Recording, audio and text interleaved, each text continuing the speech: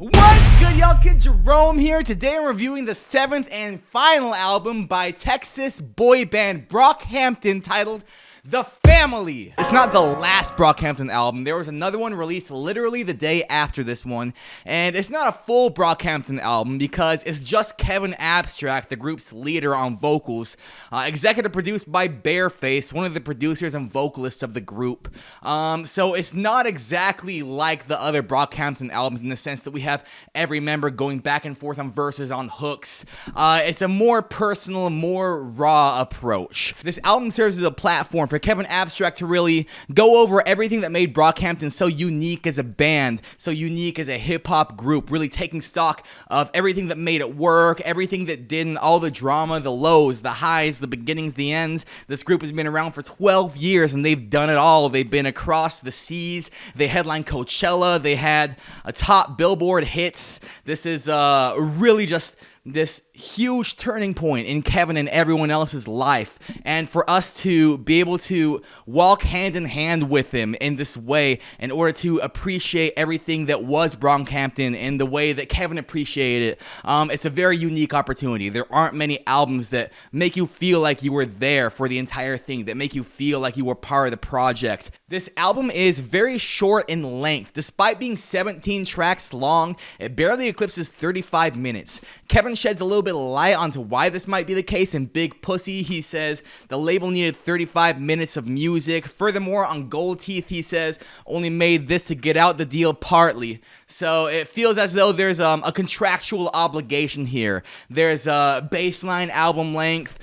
He wrote this album in order to get the group out of their contractual obligations so they could break up, so they could go on their hiatus officially. It feels like he really threw the other members of the band a solid here. Like, I got you guys into this mess, I'm about to take you out of it.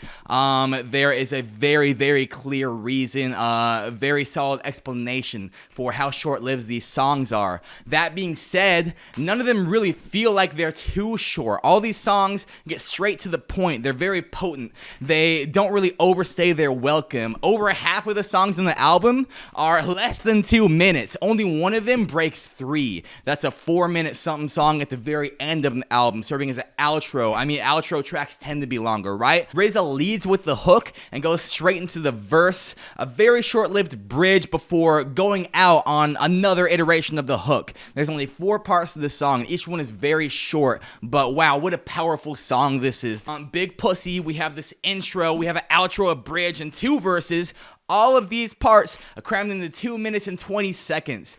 Each part is blisteringly fast, but potent. Like I said, potent is a very good word to describe the structure.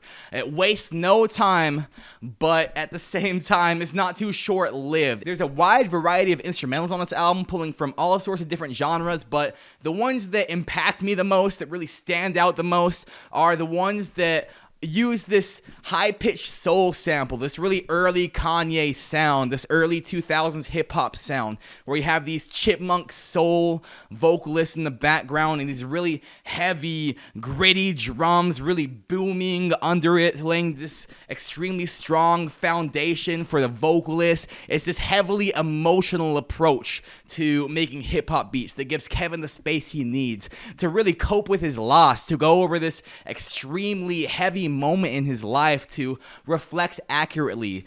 He said on one of the songs, Kieran brought it out me, and absolutely, Kieran, Bareface, the executive producer on this album, made these tracks that just complement Kevin's approach to songwriting in the most beautiful way. In stark contrast to these huge, heavy soul samples, we have these more stripped down, bare bones beats.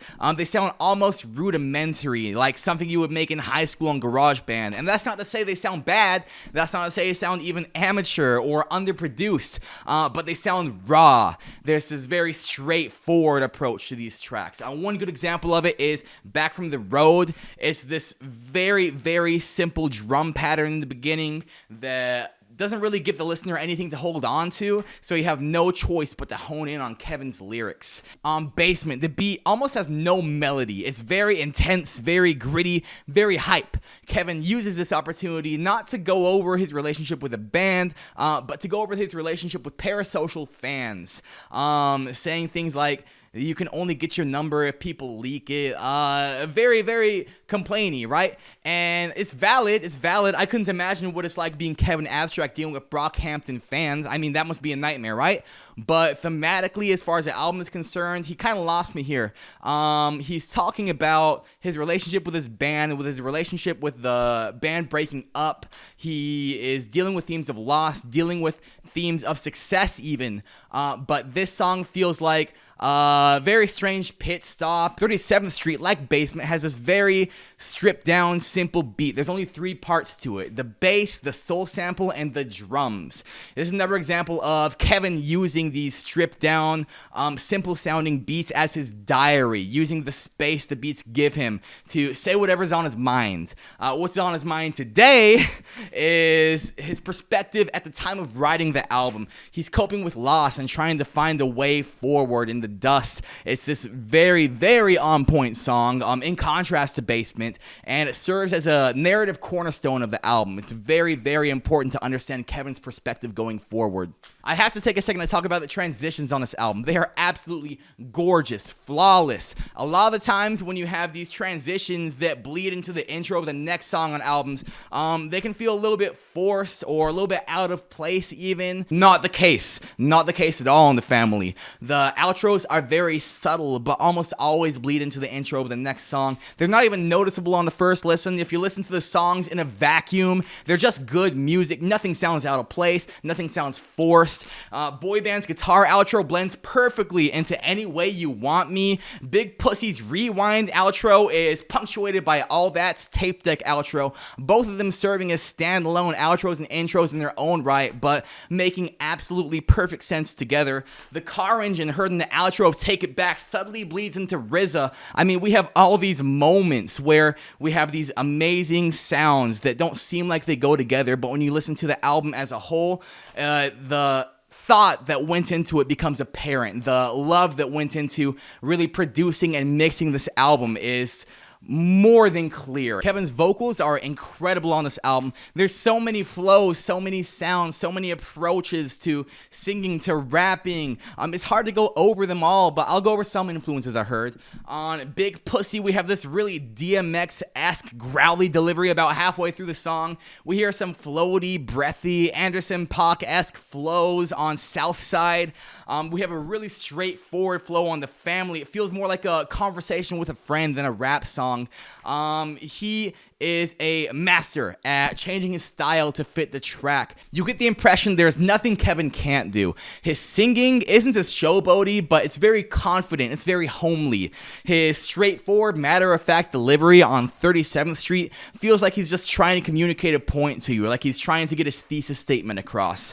On Any Way You Want Me, the straightforward crooning really plays into the strengths of a song, really plays into the ancient feel of the guitar and the vocals. The very simple layout of the song sounds like something from a different decade, but it suits his narrative beautifully. I've talked a lot about Kevin. I've talked a lot about his approach to dealing with loss. I've talked a lot about his belly aching, but what I haven't talked about is how he props his friends out throughout this album. It's definitely my favorite part of his lyricism. He takes every opportunity he can to be his friends' biggest supporters, to really advertise the other members of the band that aren't even on the album. He says, on Take It Back, Merlin is an architect. On Big Pussy, he says, I love to see them boys surpass me. And he addresses them all individually on the outro track. The Family is a deeply emotional, painfully honest album about everything that is and was Brockhampton. It chronicles Kevin's perspective as he grows apart from the people he grew up with, holding no punches, really sparing no details. The structure of the album is nothing short of groundbreaking, with each transition bleeding flawlessly into the next song. There's a lot to be learned from how this album was mixed. It's a beautiful piece of art, and and extremely unique in what it represents. Some songs that really stood out to me were RZA, All That, and The Ending. I would recommend this album to fans of Brockhampton, fans of hip-hop, and young adults. This album is brimming with themes of growing up, with interrelational conflicts. I feel like young adults will see a lot of themselves in what Kevin has to say. I'm gonna give this album a very solid 8 out of 10. It's a smash hit. Thank you guys so much for watching. Sorry it's been so long since my last video. Life has been crazy. I really don't know what else to say. I'm working on some big projects that I can't wait to share with you guys. So subscribe, stay tuned, please. You won't regret it. Let me know what you thought about the album in the comments. Make sure you leave a like on this video. It really helps me out. And I'll see you next time. Peace.